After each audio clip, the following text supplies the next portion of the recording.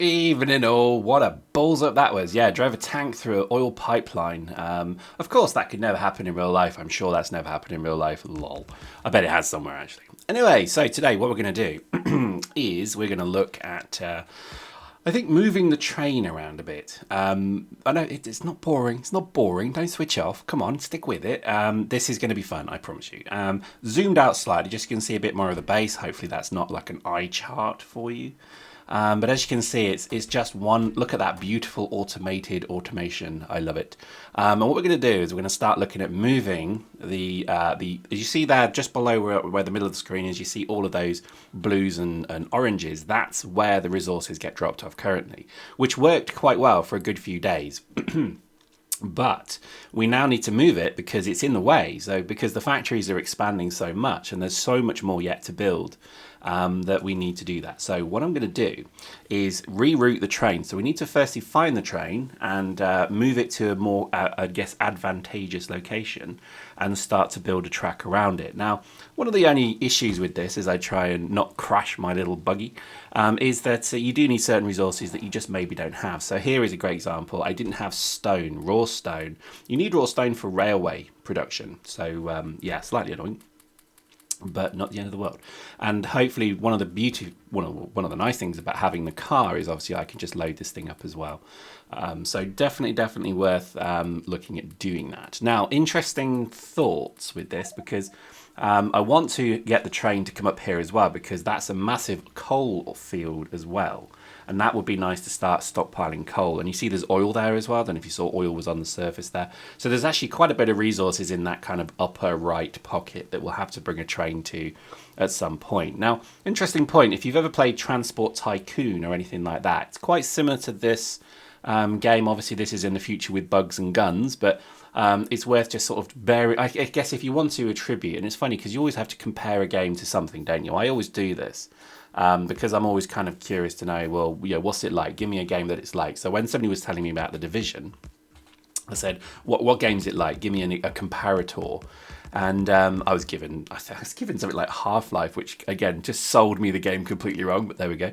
But what we're going to do here is we're going to start looking at certainly the blueprinting nature of what you do. Now, as I said in the previous video, if there's ever a game that gives you the flexibility to build something just flipping awesome, it's this, because what you can do, now this is only once you've unlocked blueprint design, is you have two types of blueprint. You have the blue ones, obviously, that are currently preset with existing structures. So you see for here, if I create another blueprint just for the drop-off boxes, there you go, simple as that. So that's now created a permanent blueprint that I can keep using, or if I decide I don't want it anymore, I can then delete it with an electronic circuit and start another one. So it's very flexible.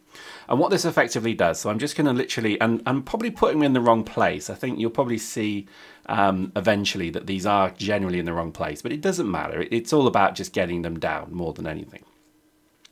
Now, again, what I would say is it will just warn me that I don't have certain items, but look at that. They built them. Because I'm building all of these components in massive factories already and then stockpiling them in the logistical system, effectively, I don't need to break a sweat to build anything here. And I don't have the central boxes, but that's fine because I don't want to use just general steel crates. I want to use the actual logistical boxes that the droids can see. And then that way I can also then get the droids help.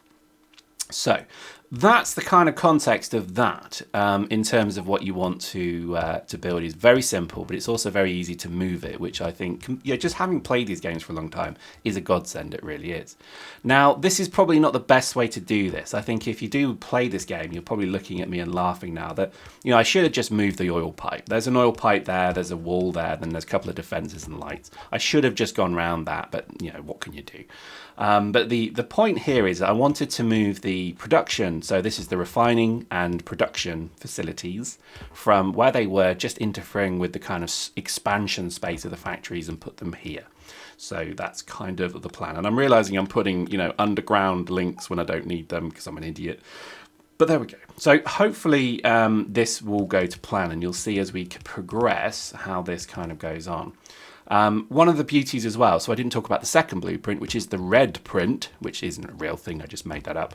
But what the red thing does is you can just then demark an area for your droids to then go and destroy, which is nice. So that effectively turns it into you know, effectively you tell your droids to go here, do this, do that, and they'll disassemble an entire production line. And we'll maybe show that in just right now, in fact, because effectively what we need to do is we need to put all of these deployed parts back into the pool and then redeploy them.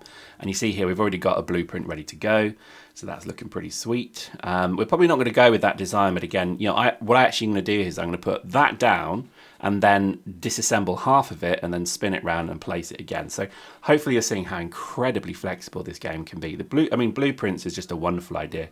It's funny, Space Engineers does blueprints very well as well. So, you know, really quite excited about that. Probably a mistake I've made just because I'm doing this obviously after the fact, this voiceover. I'm realizing that actually I should have just pushed it back a bit. Having them so close to the wall was an issue. And I think, you know, one of the keys of this game is to give things room to move. So you see here all of those conveyor belts are doing things. You see the ores come in, they then go out. So if you just move it around a bit, make it a bit more space, because again, because it's an infinite map. Oh, look at that! It's satisfying, isn't it? Look at that! They're just building the whole thing for me. I think it's, look at that, they go do a little quick recharge and then they're off again. I love it. I love it so much. But I think definitely one of the key things to bear in mind is because the maps are infinite, there's actually no, or I don't think there's any kind of problems with having, you know, multiple maps. But we'll see. Anyway, so I think definitely, you know, if you're enjoying this game, I honestly, and again, I do stress, you like with RimWorld, I think this is better than RimWorld, if I'm honest. You know, I like RimWorld. It's got a huge, the issue I had with RimWorld was it was just that little bit limited, whereas this feels so much more done. It feels, I think because I'm playing it towards maybe the, you know, I've picked it up late, let's say, this is wonderfully interesting, and I think this is definitely worth playing. But anyway, look, so there we go, we've just built that. Now we disassemble it. So you see here the droids come, and then we can just rebuild it and move it about. So hopefully you're seeing how incredibly flexible and exciting and interesting this game can be, particularly with those drones. I think for me that's opened the game up wonderfully. So, you know, I think if you enjoy these kind of games, definitely give it a go. I'm desperate to play multiplayer, so please someone come play it with me, because I don't know anyone who's got the game. But I'm just blown away by how exciting this is so far, because just doing simple stuff like building a very basic base and then trying to build an infrastructure around it has been quite enjoyable.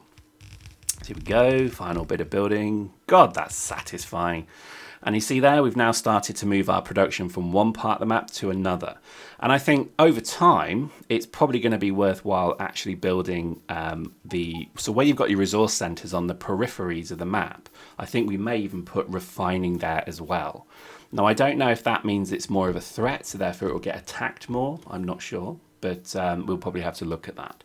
But again, I just think, you know, these kind of games are just wonderful. They really are. I think definitely tell me your thoughts on this. I think I'm really interested to see if others are playing and what you've built. So I had a mass troll on Reddit looking at some of the bases.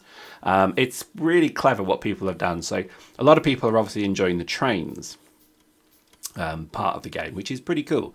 And what they've done is they've built these massive automated kind of signaling depots and things like that. And it's really cool to see. So I'm really enjoying that. I'm kind of curious to see how we could do certain things, like having an oil refinery far off in the distance, and then having so, you know, for example, with oil, you can have a pipeline, and you can do a pretty big pipeline, but you have to power it with pumps and things like that. Otherwise, obviously, it just doesn't flow. But you can create cans, barrels, that you then would load the oil into and then ship on a train. So you would move the barrels of oil on a train. They then get to this central base. They're unloaded automatically and then drained. The barrel is then returned to the train and taken back to the refinery to then be unloaded. I mean, that's amazing, isn't it? I love that. I can't wait to try that. So that's something, again, I've got to look forward to. In terms of other things you can do, there's loads of weapons, there's loads of suit mods. So there's things like shields, night vision, all of this. And so, you know, you're not going to be kind of too unsupported if you like that kind of thing, but definitely advise that you give this game a go, because I've been gobsmacked at how much time it's taken off me. So we go, just zoom out. You can see on the far left, that's constantly being attacked by aliens. And if you, I don't know if I zoomed out the map enough, you see on the map, see the top left on the map at the right, there's a red kind of blob. That's an alien hive. And that's where creatures are spawning, you know, getting to sizable numbers. They're noticing, I think, the pollution. So you see there's kind of a red cloud over the base. I think it's the pollution cloud. And the aliens obviously don't like pollution because mankind is a disease and needs to be sorted out. So I think that's why they're attacking more and more in, you know, kind of higher numbers, vicious numbers, etc. So we'll have to see how that goes. But I certainly expect very soon we're going to have to take the tank and go deal with them in a very kind of empire-y kind of way. I did this before, and just the satisfaction of seeing a sandworm rise out of the ground and start hurling mucus flaming balls at me just as I fire a high armor piercing round from the cannon, and it just goes straight through it, and this thing goes and falls on the side. I'm not kidding, that's in the game. It was hilarious. And I think definitely this, yeah, when I did that, I just sat there with, you know, glee of laughter on my face, just thinking, oh my God, that was funny. So I think this is going to be one of those games that we're just going to have to make a staple of the channel now, because I've got to admit, I think this has got me, much like Space Engineers and other, you know, many other things. This one, I think, has completely captivated me. I know it's an old game. I think I'm quite enjoying the fact that it is more towards the end of the game. So there's a much kind of, you know, generous tech tree. And we're certainly unlocking many more things. So, you know, I think it's definitely worth a look. Plus, it is multiplayer, and I would stress, you know, RimWorld was never multiplayer and so on. So I think these kind of games, because they are multiplayer, become, you know, a lot more fun to play. So if you fancy a bit of a game, then get the game and give me a shout on Steam. Say CEO Pyrex, or one word, and we'll go and have a bit of a blast. We'll build something and then go and blow each other up in tanks or something. So there we go. Hope you enjoyed that. We will see you very soon next time.